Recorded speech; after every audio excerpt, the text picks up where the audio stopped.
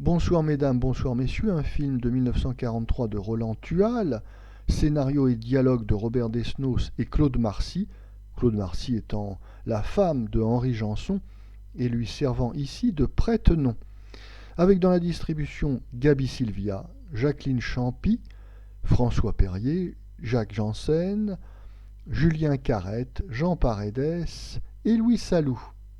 Le sujet. Jacqueline Champy, une jeune mariée, rêve du chanteur sans voix. Son mari, Jacques Janssen, décide de lui donner une leçon, arrive à s'introduire à Radio Golob et à faire apprécier sa voix sur les ondes.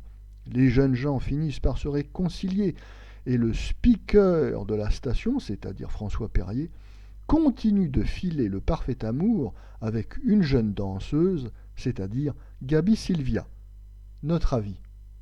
La TSF, télégraphie sans fil, c'est-à-dire la radio, devient dans les années 30 l'une des distractions favorites des Français qui peuvent écouter à domicile des pièces de théâtre, des émissions de variété, écouter les actualités, etc., etc.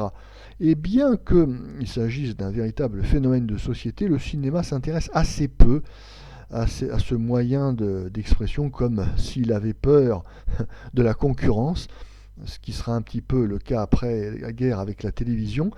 Rares sont donc les films qui traitent de sujets radiophoniques d'une manière vraiment explicite. Alors, nous avions eu en 1940 Les surprises de la radio.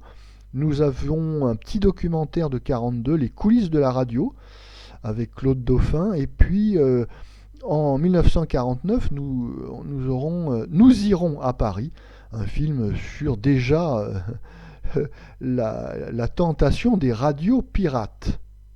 S'agissant de ce bonsoir mesdames, bonsoir messieurs, en réalité la radio n'est qu'un prétexte à une petite histoire sans grand intérêt, signée par deux auteurs, d'une part Henri Janson, sous pseudonyme, car en 1943 Henri Janson est en résistance, parcours étonnant que celui de Henri Janson, puisqu'il était un antifasciste mondain, autoproclamé avant-guerre, mais dès la défaite de 1940, il devient un ultra-collaborationniste pro-allemand, avant de changer de nouveau kazakh, certainement parce que les Allemands ne reconnaissaient pas ses talents à leur juste valeur, selon lui.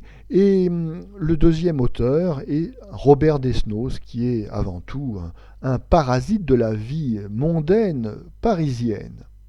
En l'absence de comédie américaine, l'ambition de ces deux auteurs, Janson et Desnos, était de faire de Bonsoir mesdames, bonsoir messieurs, un ersatz de screwball comedy, de comédie à l'américaine, vive, spirituelle, rapide, amusante, mais malheureusement, il faut déchanter. Les comédies américaines ont certes beaucoup de lignes de dialogue, mais ici, ça tourne au bavardage. Les répliques, les dialogues sont beaucoup trop écrits, alors qu'au cinéma, la règle veut qu'on privilégie avant tout le naturel et la spontanéité.